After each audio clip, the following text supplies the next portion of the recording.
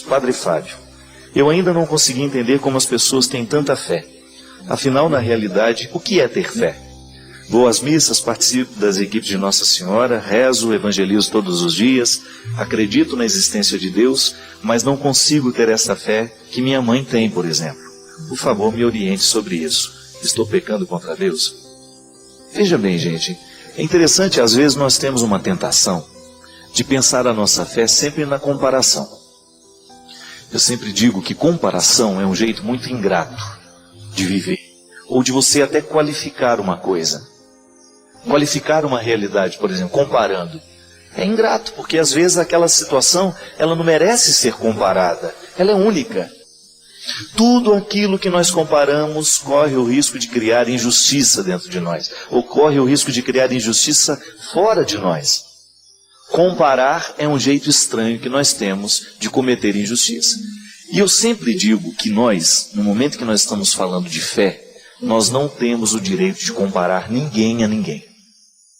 Porque senão a gente acaba desconsiderando alguns aspectos da fé, que de repente são mais vivos em um, menos vivos em outro, mas que não podem ser considerados mais importantes ou menos importantes.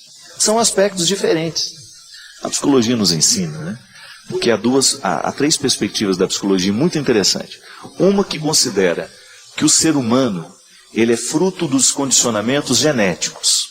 Então ele é o que é porque foi dado a ele uma genética.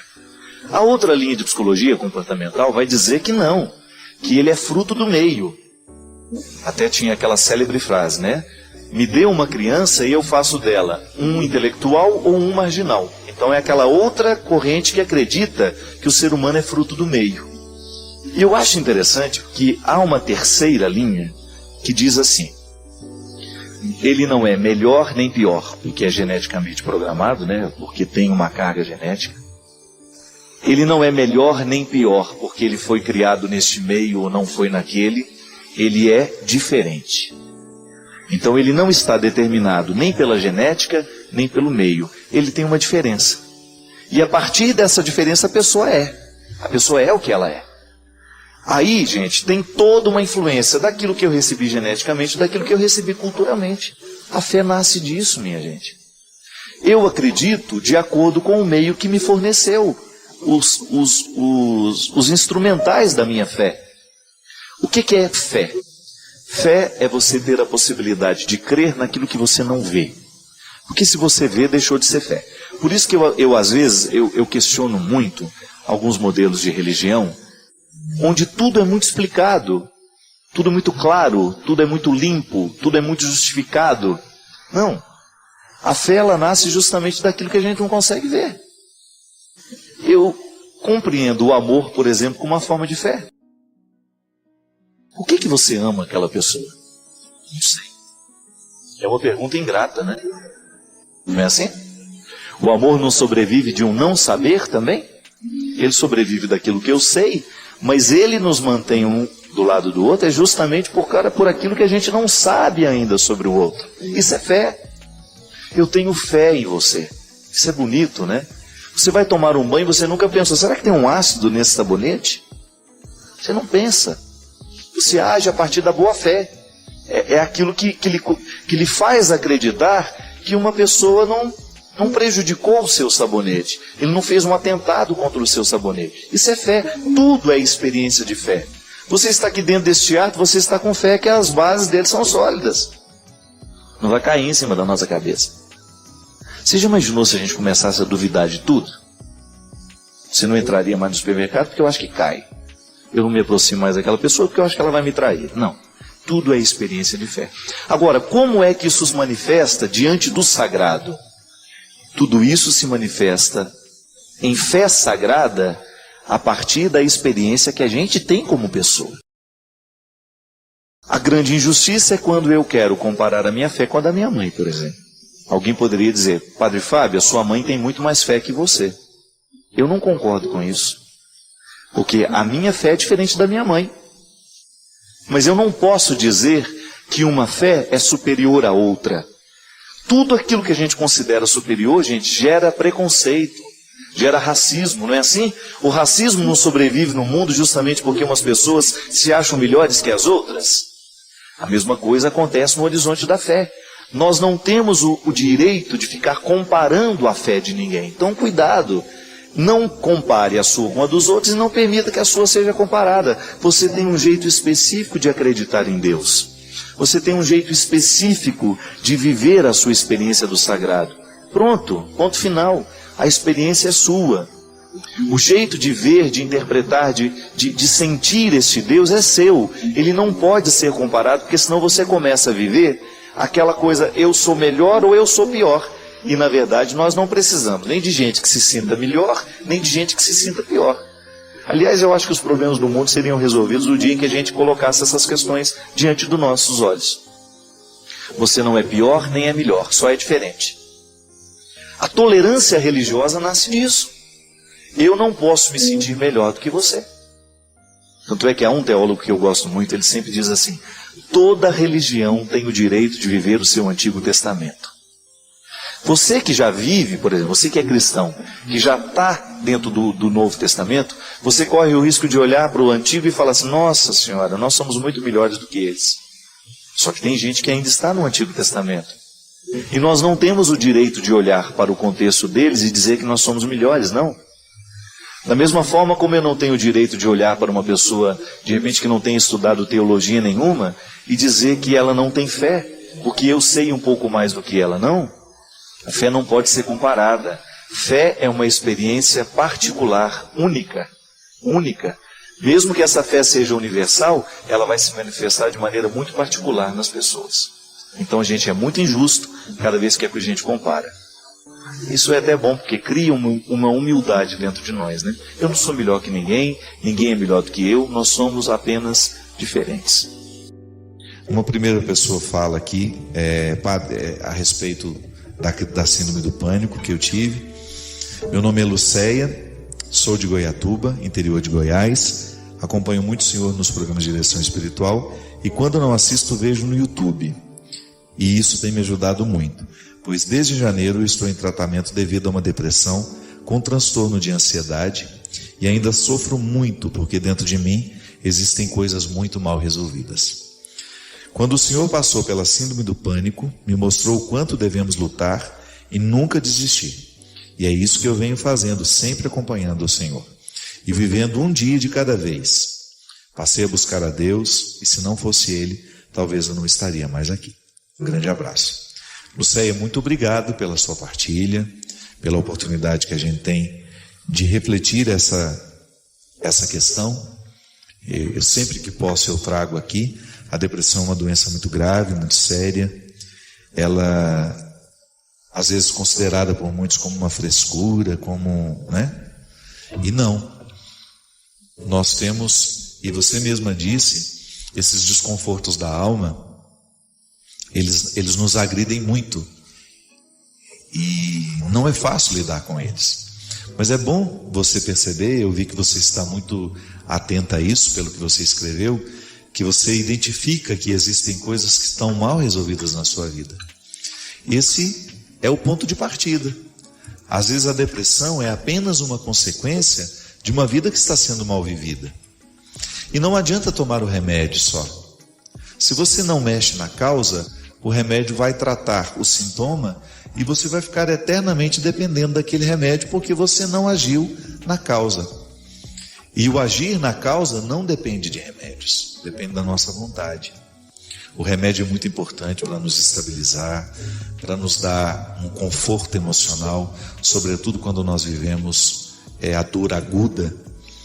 Uma pessoa, por exemplo, quando passa por uma situação traumática, é possível que o médico indique alguns medicamentos para ajudar a viver aquela fase aguda. Mas depois o próprio médico vai ajudando a retirar, porque passou a fase aguda. Depois nós temos necessidade de lidar com a situação que nos entristece. Eu me lembro que acho que umas 2 semanas eu partilhei aqui com vocês justamente no momento em que eu identifiquei que eu estava vivendo assim um certo torpor, né? Nada estava me incomodando, estava tudo muito bom, E eu fiquei uma pessoa ótima, né? Porque você não vê problema em nada. Mas eu não sou assim. Eu não sou assim. E eu percebi, muito conscientemente, eu percebi que aquilo era um resultado dos remédios em mim. Então eu procurei a minha médica e pedi a ela o direito de voltar a ser quem eu era, e poder administrar conscientemente a minha situação.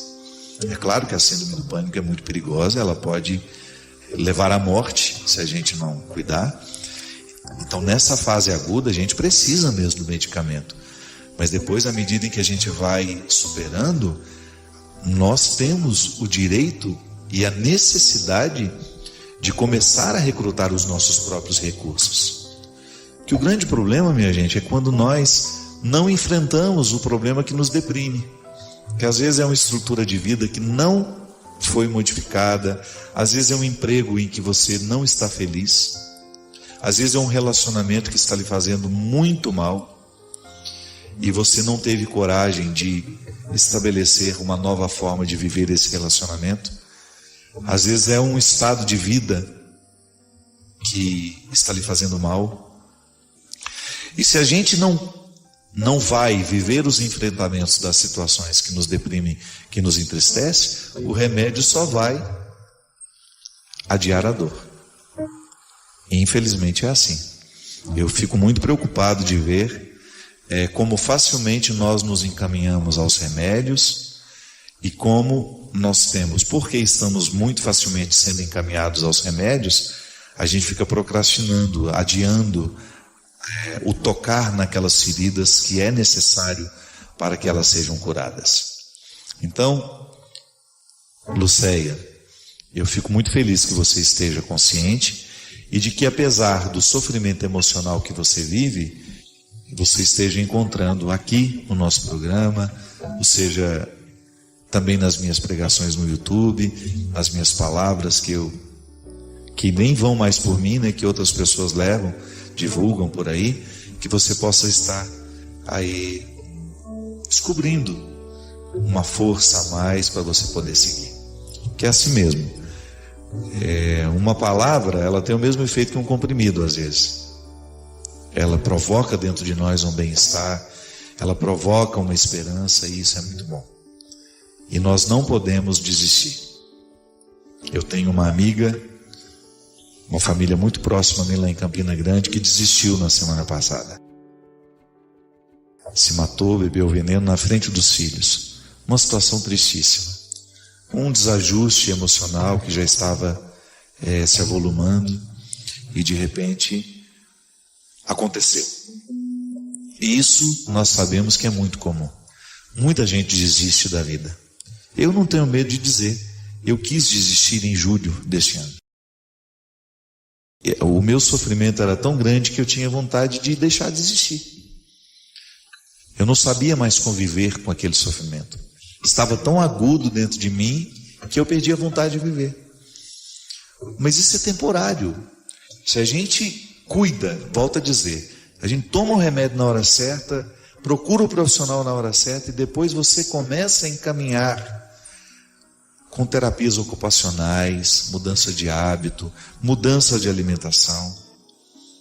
Já falei isso aqui uma vez, né? Eu tenho uma admiração muito grande pela Margarida Félix, que é uma psicóloga lá de Recife. Ela tem um trabalho muito interessante, que é de recuperação de pessoas deprimidas através de mudança de hábitos e mudança de alimentação. Uma pesquisadora muito séria, ela é uma pesquisadora muito séria, que se cercou de bons profissionais e foi catando pesquisas pelo mundo afora, foi trazendo para dentro do instituto dela, dentro do lugar do trabalho dela. E quantas pessoas foram recuperadas da depressão, curadas da depressão, mudando hábitos e mudando a alimentação. Sim, porque a depressão ela é também química, né? Não é só motivacional. Às vezes a pessoa está triste, não é porque ela tem um motivo para estar triste, é porque ela está quimicamente desorganizada. O que é a química do nosso organismo, senão o nosso alimento, a nossa produção hormonal, que é toda estimulada através dos hábitos. A gente sabe que a atividade física tem o poder de ajudar a regularizar a nossa produção hormonal. Então há tantas coisas a serem feitas que nós precisamos ter menos preguiça na lida com a gente. Às vezes eu fico muito preocupado, Jocélio, que eu encontro pessoas muito acomodadas nas cápsulas, né? Não mudam o seu comportamento. Então vão depender eternamente daquele remédio. De repente aquele remédio não faz mais efeito, precisa ir para um mais forte, e isso não tem fim. É um perigo muito sério, muito grave, um perigo muito grave nos dias de hoje, essa acomodação das pessoas em não mudarem aquilo que de fato está matando, aquilo que de fato está fazendo sofrer. E eu me recordo, minha gente, que a minha ordenação foi muito badalada. Teve muita coisa. E a Canção Nova transmitiu. E teve um show com quase todos os cantores católicos do Brasil um dia antes. Foi uma coisa grandiosa. E uns dias antes de ficar padre, eu me encontrei com o padre Roberto, da Toca de Assis. E aquele homem me chamou, ele me chamou num canto e falou assim: Fábio, eu não vou poder ir na sua ordenação, mas eu sei que está sendo tudo preparado com muito carinho. Mas eu gostaria de te dar um conselho. No momento em que você fizer a primeira consagração, na primeira missa, você diga a Jesus assim: Senhor, vai acabar a festa, vai acabar tudo, e só vai ficar eu e você. Ali você vai ficar padre. Porque pode ser que no meio de muita confusão, pode ser que no meio de muita festa, de muitos amigos, você esqueça do principal. Minha gente, eu só posso ser padre à medida em que eu olho nos olhos de Jesus e continuo apaixonado por Ele, pela palavra dEle, pelos ensinamentos dEle, porque é impossível ser padre se eu não sou apaixonado por Jesus. Por isso que eu chorei demais quando estive lá na terra dEle. Foi conhecer a terra do meu melhor amigo, conhecer a terra que fez o homem que eu acredito. Eu coloquei toda a minha vida na palavra de Jesus, eu acredito nele. Eu não tenho o menor receio de poder dizer a você, eu tenho muitos defeitos, mas eu posso lhe dizer com a sinceridade mais profunda que eu sou capaz de expressar: não há ninguém neste mundo que me transformou mais que Jesus. Olhar para Ele, de ver a capacidade que Ele tinha de amar os miseráveis, minha gente, de olhar para os piores e gostar deles, de ser capaz de olhar para uma mulher, para uma prostituta no meio daquela multidão, e de ser capaz de amá-la mesmo no momento que ela não merece ser, de fazer um nanico descer da árvore, ele, o menor de todos, em todos os sentidos, um ladrão, um miserável, e dizer: ele tinha 1001 beatas para escolher, ele manda descer e fala: não, eu quero ficar na sua casa, contrariando a regra. O Jesus por quem eu me apaixonei, ele era capaz de ressuscitar as pessoas, não as que estavam mortas, mas aquelas que muitas vezes, como eu, como você, aí, quantas vezes você também precisou ser olhado nos olhos e que alguém lhe ressuscitasse? O seu corpo não estava morto, mas as suas esperanças já estavam mortas há muito tempo.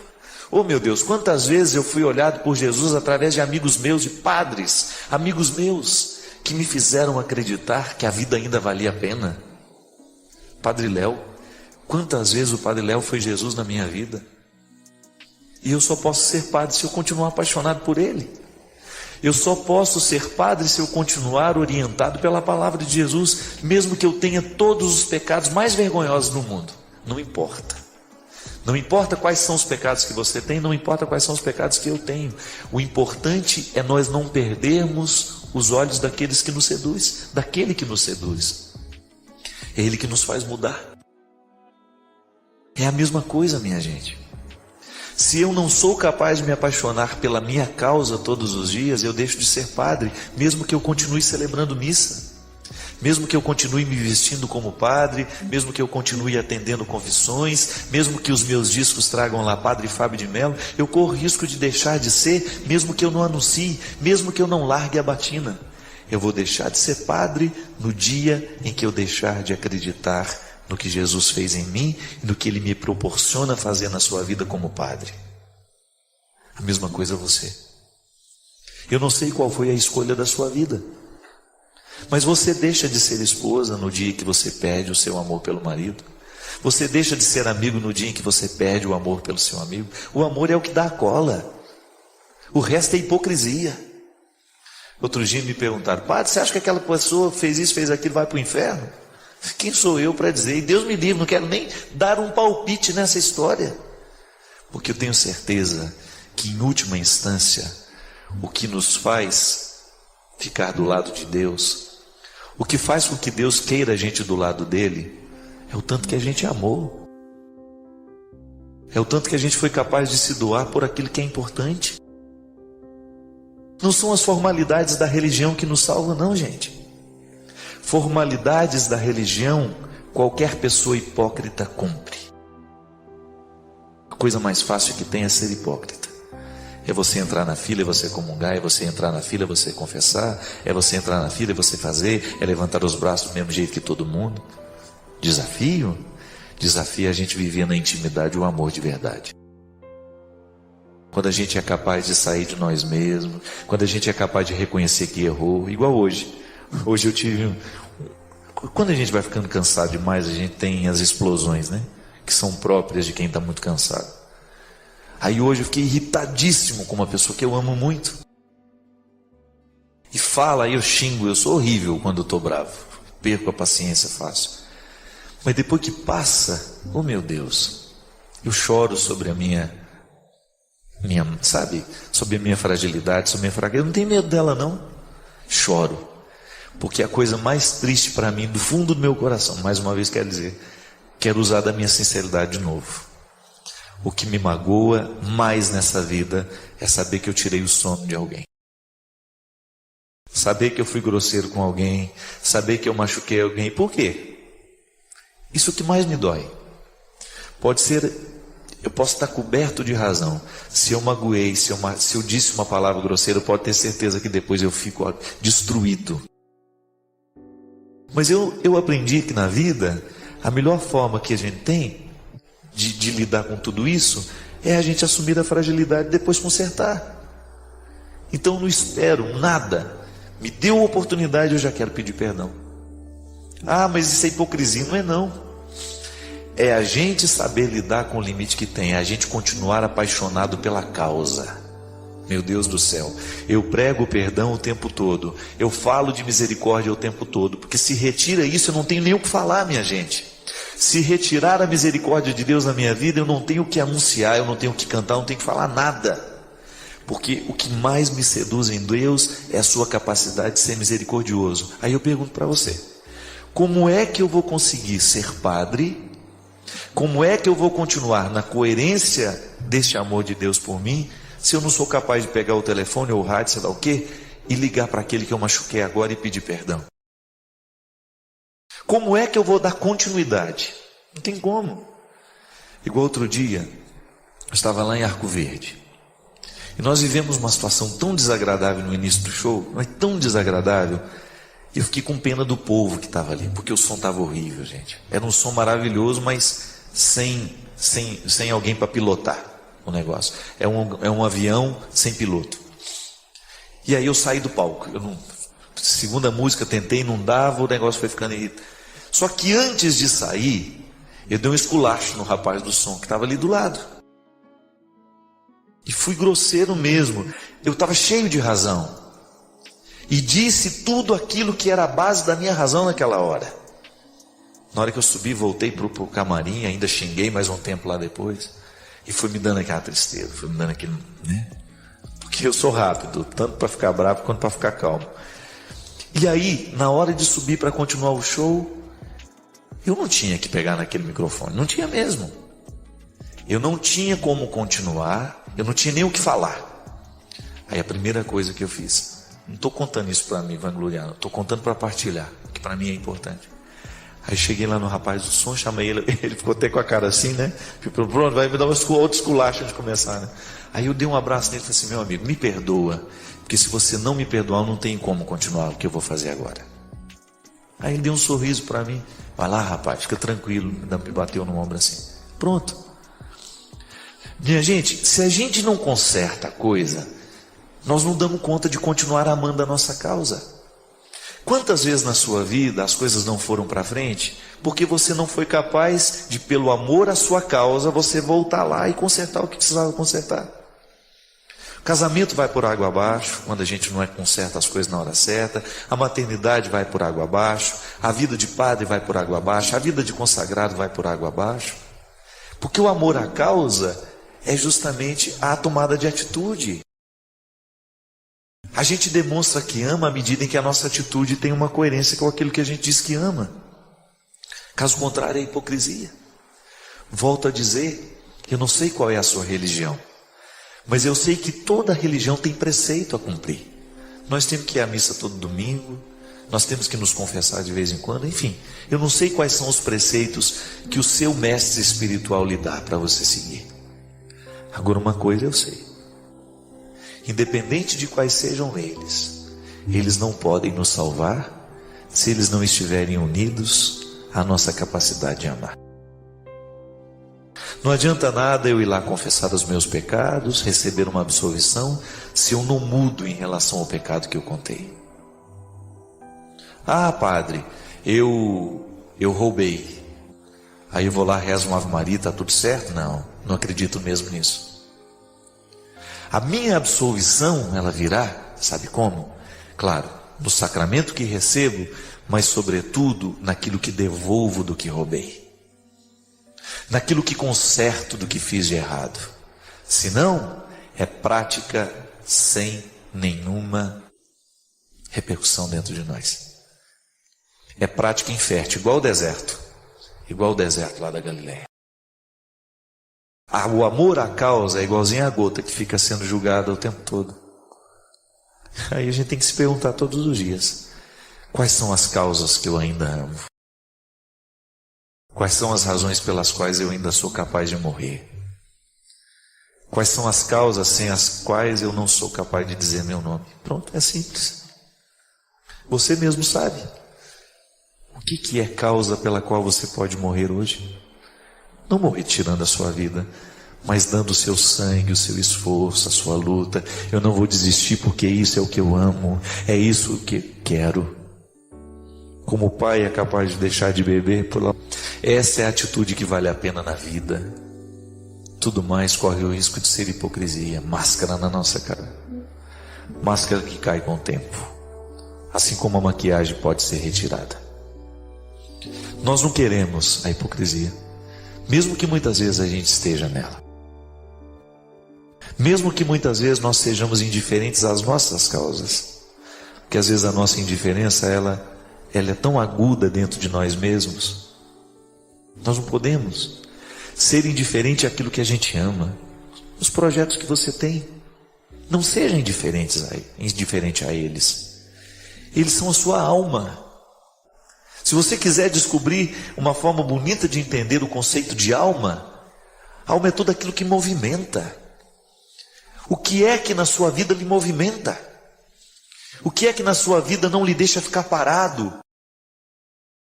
O que é que na sua vida ainda lhe desperta sentido? Eu não vou desistir por causa disso. Pronto, está aí a morfologia da sua alma, a forma da sua alma. Sua alma tem nome. Sua alma tem cor, sua alma tem nome. Sua alma tem tamanho. Às vezes, uma mulher tem a sua alma numa criança. A maternidade, ela traz tanta vida na vida de uma mulher. Por quê? Ela olha para aquela pequena criança e ela sabe que a vida dela agora está conectada a essa nova vida. É alma. Quanta coisa você como mãe fez que você não faria por pessoa nenhuma neste mundo e você fez pelos seus filhos. Alma a lhe movimentar. Filhos são como alma a nos movimentar, a nos trazer de volta. E é isso. Aí a gente vai fazendo a nossa terra ser santa, a gente vai fazer a nossa vida ser valiosa, preciosa. A gente vai fazendo, a construção dos nossos significados. E aí você descobre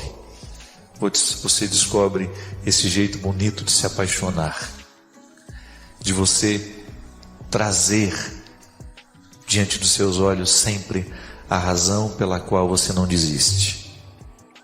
Eu tenho certeza que você tem muitos problemas na vida, todos nós temos. E você tem problemas sérios, todos nós temos. Você tem razões suficientes para hoje dizer, olha, isso aqui é matéria-prima para qualquer pessoa desistir. E a gente até lhe dá razão. Mas eu tenho certeza que você vasculhando bem, você descobre uma causa pela qual você poderia continuar. E aí você se dá essa chance. Ao invés de olhar para todas as causas para a sua desistência, você olha para a única causa da sua persistência. Apaixone-se por essa causa.